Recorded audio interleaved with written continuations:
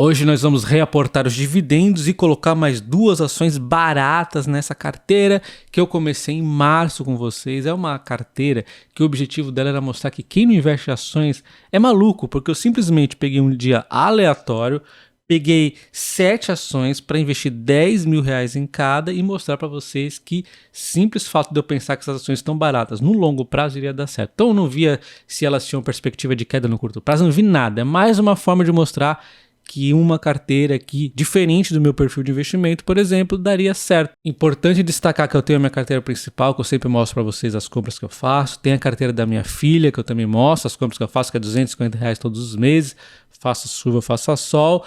São carteiras reais aquela lá. Esta aqui é teórica. Eu estou escolhendo um dia aleatório para comprar R$10.000 em algumas ações e mostrar que o longo prazo dá certo, mesmo com ações fora do radar, mesmo sem nem olhar tanto o curto prazo, tá? Então, elas podem ser mais voláteis aqui, né?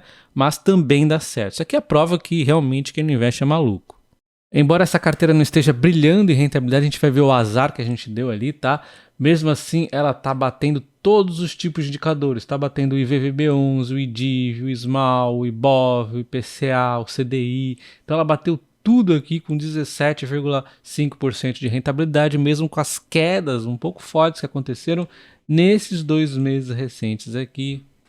Então no dia 9/3 eu tentei diversificar os setores, comprar R$10.000 das ações que estavam mais baratas, com grande potencial de alta, sem pensar tanto no dividendo, tá?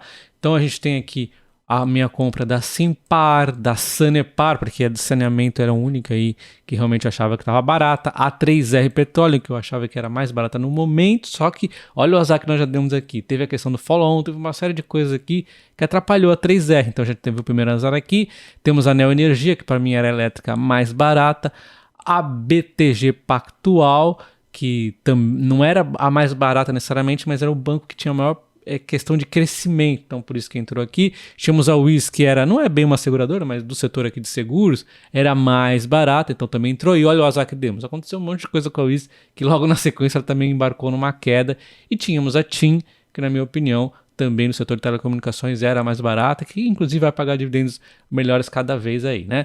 Então essas foram as ações escolhidas, e aqui está as performances dela, BTG Pactual com quase 50% de alta, Sanepar com 34%, TIM com 25,5%, a Neo Energia chegou a dar bem mais, mas tem uma recuada, 24%, a Simpar ainda não engrenou, né? Tá praticamente no 0 a 0, 3R um pouquinho de queda, mesmo com essa alta recente, por conta de tudo aquele ruído que aconteceu logo depois da gente comprar as ações da 3R, demos azar, e a Wiz aconteceu de tudo um pouco, também em queda de 25,5%, foi o único aqui, vamos dizer assim, erro, né? Que realmente acabou caindo, mas acontece. Qual era o que nós deveríamos fazer nesse período de queda, se você confia na empresa e comprando exatamente nas baixas, né? Eu ainda acho a Wiz interessante e é nela que nós vamos reaportar os dividendos. Então, já sabemos onde vamos reaportar os dividendos, já vou mostrar como estão os dividendos e vou aportar mais 20 mil em 2 novas empresas para essa carteira. Além disso, eu vou deixar também vocês participarem aqui da formulação dessa carteira. Então, vocês vão decidir qual ação a gente deveria vender aí na sequência, tá? Deveríamos vender, então, a BTG Pactual, deveríamos vender a TIM, deveríamos vender a Simpar, deveríamos vender a Wiz ou deveríamos vender nenhuma ação, manter todas. Você deve estar falando, ué, mas você está comprando aí, reaportando dividendos que você vai vender. Exatamente, eu quero que vocês participem também das escolhas aqui em algumas coisas. Então, vocês vão escolher aí qual vender. Uma dessas 4 ou nenhuma delas. Então, além do reaporte dos dividendos, que eu já vou mostrar para vocês o quanto nós receberemos, vou reaportar na Wiz. Começando então com o reaporte de dividendos, nós recebemos R$629 de dividendos. Logo no mês seguinte nós já recebemos nossos primeiros dividendos e também recebemos aí no mês passado, tanto do banco BTG, quanto da TIM, quanto da Simpar e da Wiz. Nós vamos reaportar na Wiz, eu já fiz um vídeo bem específico da Wiz lá para membros do canal, mas resumidamente, no resumo do resumo, é uma empresa que teve aqui o fim do contrato Caixa, então não temos mais novas vendas, o run-off, que são aqueles antigos da Caixa, ainda se mantém, porém eles vão diminuindo aí devagarzinho ao longo do tempo, e temos a frente de seguros, crédito, consórcio e serviço com uma série de investimentos novos, muita perspectiva de crescimento, mas também um endividamento um pouco que acaba pesando e a perspectiva aí do mercado de sempre estar exigindo, né, que esses resultados apareçam o mais rápido possível, e tem a mudança do payout mínimo da empresa que assustou um pouco aqui o mercado, tá? Mas é uma empresa aí para quem tem paciência. Então nós vemos aqui a empresa conseguindo melhorar sua receita, seu EBITDA, mas o lucro líquido, inclusive da controladora, que é o que a gente tem que olhar, teve uma queda de 24,5%. Um dos motivos aqui são as próprias incorporações que, né, estão se ajustando, se encaixando melhor. Vamos ter aqui melhoria nos custos e tudo mais, e temos o resultado financeiro que também acaba impactando aqui um pouco, né, na empresa nesse momento. A queda do topo da Wiz já chega a 67%. Nesse período aqui de alta, eu tinha a Wiz na minha carteira principal, até comentei com vocês que eu vendi ali, porque eu achava que aquela alta estava meio sem sentido, eu tinha pouca Wiz mesmo, acabei vendendo, não imaginava que fosse cair tanto assim. Mesmo assim, eu não estou comprando a minha carteira principal nesse momento, por conta de estar focado em outras empresas, tá? Mas eu tô de olho na Wiz, eu acho que tem um grande potencial aqui, tá? Mas tem que ter muita paciência, principalmente em relação aos dividendos, já que a empresa acabou, inclusive, de diminuir o payout mínimo. Tem que esperar se encaixar melhor aqui os investimentos dela. É uma empresa que vai depender aí também mais da questão da economia ir bem do que as outras seguradoras, porque ela é uma corretora, né? Então ela precisa vender bastante aqui, então a economia tem que ir bem. Selic caindo ajuda bastante também, tá? Então isso aí a gente tem que pôr no radar. Quando a gente observa o lucro da Wiz, a gente vai acabar acompanhando nas plataformas o lucro que não é o correto. A gente acompanha o lucro oficial, mas não é o lucro da controladora. Então é normal a gente ver o lucro aqui diferente.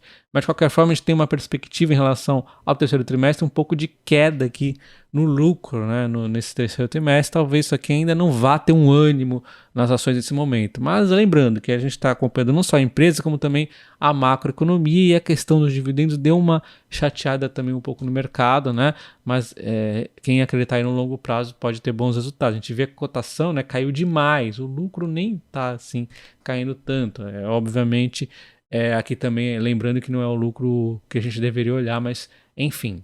A Wiz está valendo então nesse momento 5,18, então eu vou simplesmente comprar ela a esse preço mesmo, vou comprar 122 ações, reinvestindo todos os nossos dividendos, R$2, 3 aqui a mais, é só um arredondamento. Vamos aqui então colocar a compra.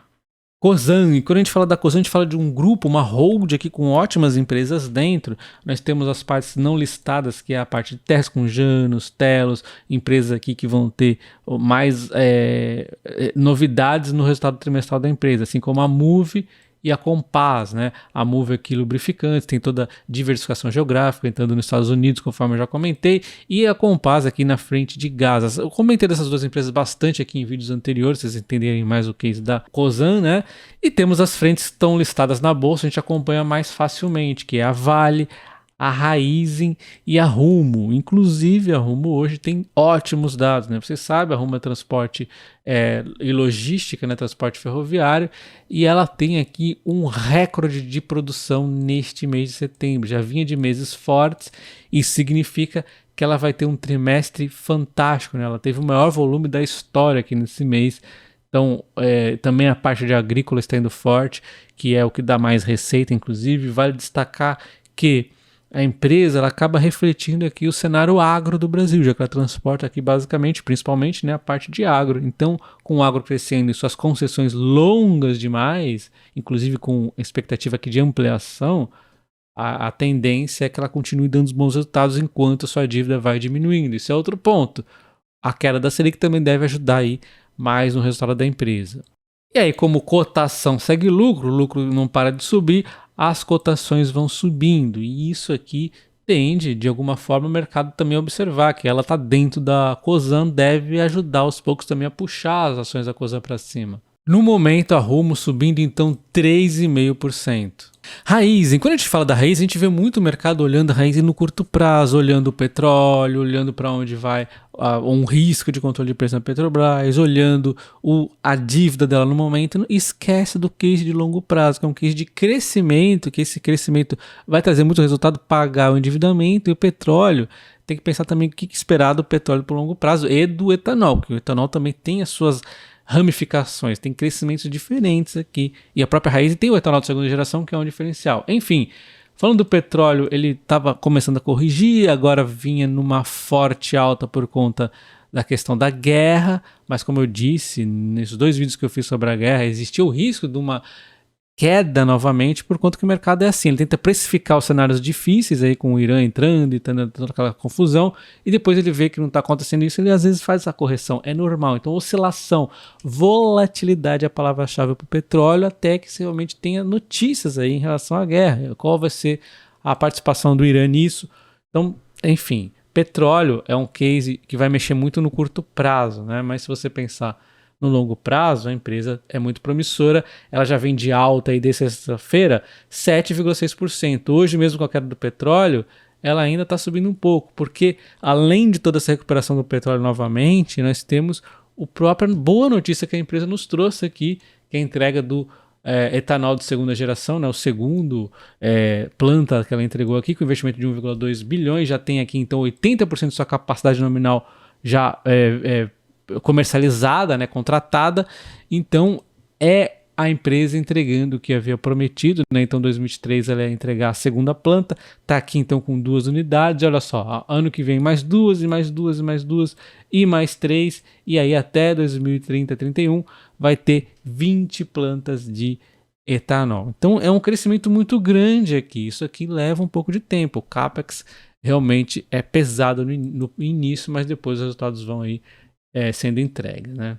Vale, e a Vale, ela também é um case que ela tem muita coisa além do minério de ferro, né? Tem os minérios da transição energética, o cobre, o níquel, tem o próprio minério de ferro de qualidade, que às vezes o mercado não observa esses detalhes de longo prazo, mas no curto, o que o mercado vê?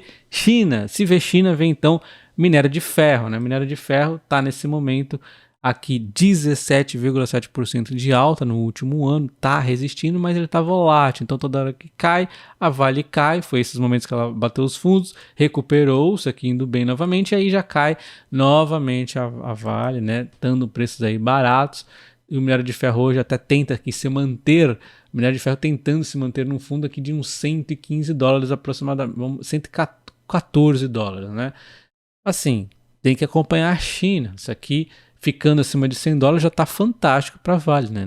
O mercado às vezes exagera, mas é aquilo, né? Ela não vai ter o mesmo lucro que ela teve em alguns trimestres passados aí no ano passado, por conta do minério de ferro que chegou a bater 200 e tantos dólares, né? É difícil, mas ainda assim muito lucrativa, com ótimos dividendos, conforme nós já vimos aí na casa dos 10, 12 ou mais aí de dividend yield, segundo o mercado está nos contando, e é bem possível sim.